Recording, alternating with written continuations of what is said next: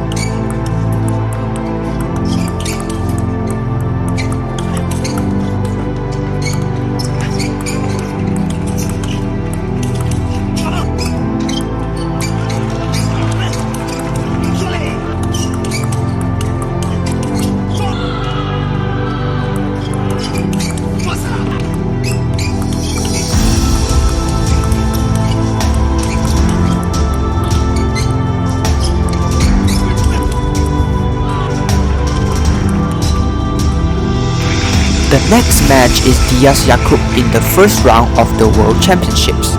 Same thing. Harimoto is too passive once again. He is blocking way too often, and that's why Dyjas is not hesitant to attack him. And again, making too many errors, making mistakes that he shouldn't be making.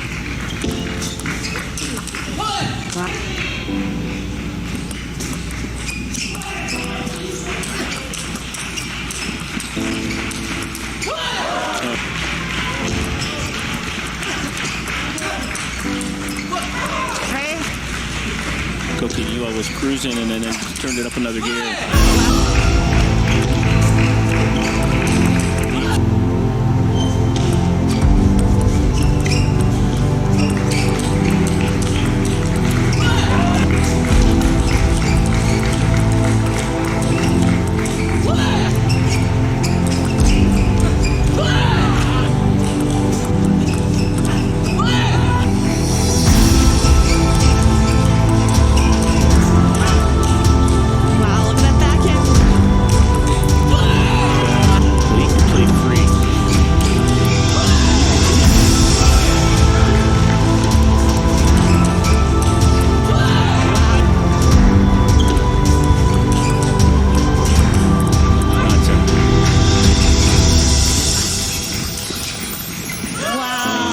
To keep it fair for everyone. This match.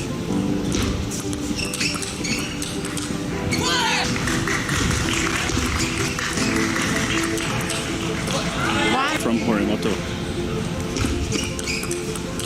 I don't want any of it. You play with it. Super close.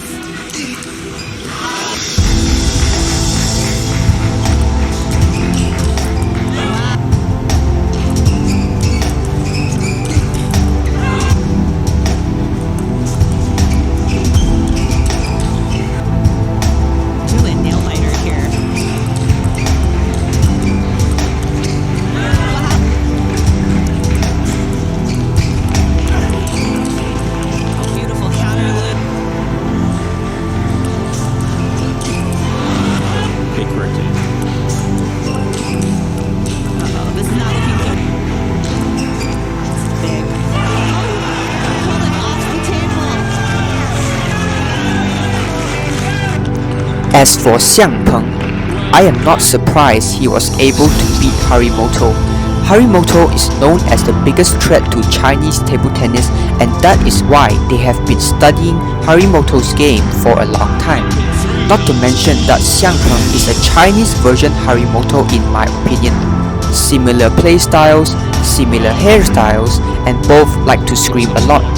The only difference is that Xiang Peng is a better version of Harimoto. He is better than Harimoto in every aspect. Faster reaction speed, faster footwork, stronger forehand, and his backhand quality is also very comparable to Harimoto's. Ever come out of Japan? In China and for China.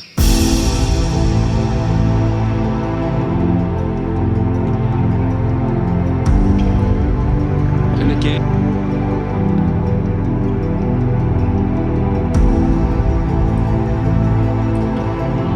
Well.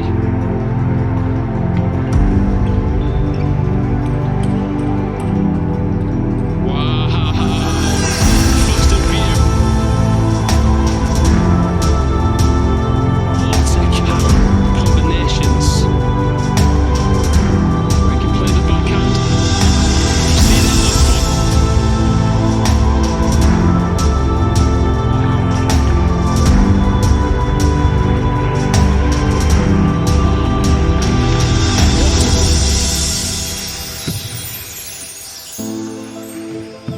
Harimoto switching directions, pinning Xiang Peng around the court. Ooh. He's done it! However, none of this matters if you play against Lin Yun Ju. It's pointless to have powerful backhands and forehands as well as fast footwork. You'll never get a chance to use it anyways, since you are pretty much handcuffed in the first two balls by Lin Yun Ju's serves and Chiquita. Just watch for yourselves and you'll understand what I mean. Starting with Darko vs Lin in the Olympics, you can count on your own just how many direct points did Lin Yun Ju won just by serving and flicking. Darko didn't even get a chance to unleash his ferocious backhands.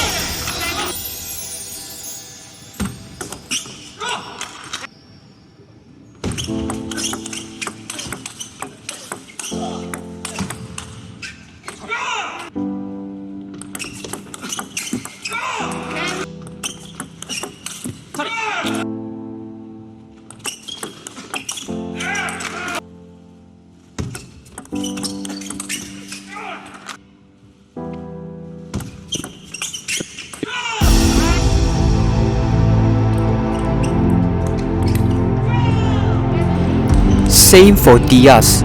It's ridiculous just how many easy points Lin Yun Ju was able to get just by serving.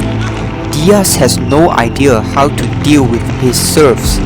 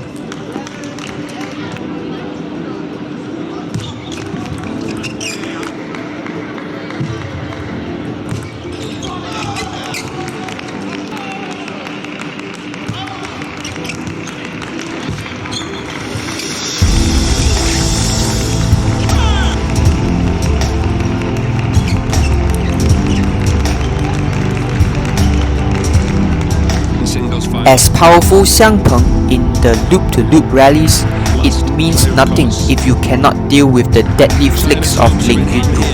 And to be honest, even if you successfully dealt with it, there is still no guarantee that you can win points against Lin Yun Ju in the open rally, since Lin Yun Ju is also a very fast and speedy player himself. What a flick. What a counter there.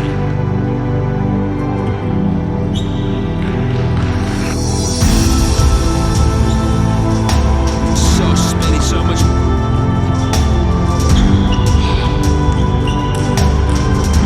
Oh, it's just a thing.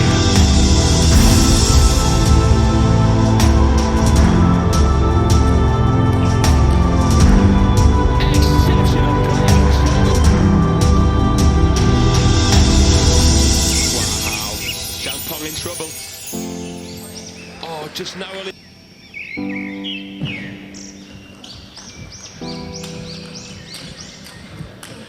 Cracking rally. Well, Lin Yun Ju. And the flick does it. With his hand on the table. Lovely flick again. We're going to see that. Change of direction. Can flickers change the game? Finals. Being the mirror in the final.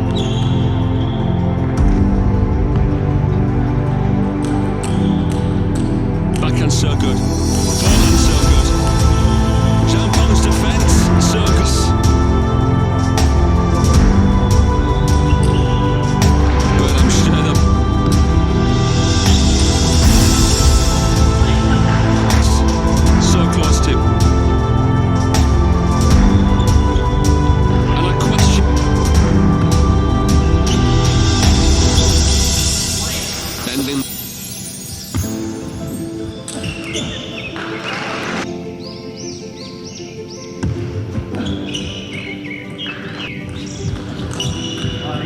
goes for it again, but this time it's red. Lin Yu Ju has silently... From this analysis, I have 3 things to conclude. Number 1. Harimoto's style is very effective after the introduction to the bigger balls around 2016. The larger balls are less spinny but faster. Since Harimoto is a kid back then, he doesn't have the physiques to play loop-to-loop rallies from mid-table. Apart from that, a lot of players at that time were used to playing with more spin away from the table but aren't as good when it comes to close to the table. That is why Harimoto took advantage of this golden opportunity with his speed style, which only he perfected at that time, to defeat all the top players in the world like Ma Long, Fan Zhendong, Timo Boll, Ocharov, and so on. However, it's been almost 6 years since the new balls were introduced and players around the globe are starting to adapt to it. The new trend of table tennis is to play fast exchange open rallies. Chinese, Japanese, and Korean are implementing this style very well. Even the European who previously liked to play away from the table with bigger strokes are now starting to play faster and closer to the table. Harimoto's style is becoming more and more common. Everyone knows how to deal with his style already, and his advantage is just getting smaller day by day. On the flip side, such trends are making table tennis more routine and predictable as everyone is doing the exact same thing, which is to try to get into the open rallies as soon as possible. The short receiving game is becoming more and more underrated as everybody nowadays just focus entirely on perfecting the Chiquita. Not only does the Chiquita looks cool, but it's also the fastest way to open up the rally and convert a backspin pushing rally to a topspin fast rally. The Chiquita is getting overrated while the short push control game is being neglected. Besides, nobody cares about spin anymore. Everybody is going for flatter, faster shots because the new ball doesn't generate as much spin anyways. This brings us to the next point, which is that players nowadays lack the ability to play with more control and read serves. That is why they suffer against Lin Yun Ju. Players nowadays just mindlessly flick every serve, but this is not possible against Lin Yun Ju since his service variation is so good. With the same motion, he can serve different spins and lengths. Lin Yun Ju also likes to do long and half-long serves very often, which make it very difficult to flick. Speedy ball and slower balls are very awkward to handle. Since players nowadays only train to hit flat and power, they have forgotten how to deal with heavy top spins, and this is why they cannot even get a set of Lin Yun Ju. My next point is a little bit controversial and not everybody agrees with it. But I think the problem why players are beating Harimoto is not because they are very strong, but mainly because Harimoto is getting weaker. You can see that Harimoto is losing very often nowadays. He lost to so many foreigners in the past year: Dyjas, Jorgic, Xiang, and in the most recent WTT Star Contender Budapest, he lost to Omar Asar in the first round. Not only does he lose in international tournaments, but he can't even win the Japanese national champion despite being the #1 player in Japan. The problem with him is that he cannot even win points using his own strengths. He makes so many unforced errors. He is much stronger during 2018 in my opinion. Some people said that it is because of his body size. As Harimoto grows up and matures, his body is getting bigger and taller, which makes it very difficult to play fast close to the table already. That explains why it looks slower and makes so much errors. I have come to the end of my analysis. What do you guys think? Do you agree with my analysis? Is Harimoto really becoming weaker because of his body size? Let me know what you think in the comment section below. We can discuss this together. With that, I would like to conclude today's video. I'll see you guys next time. Bye.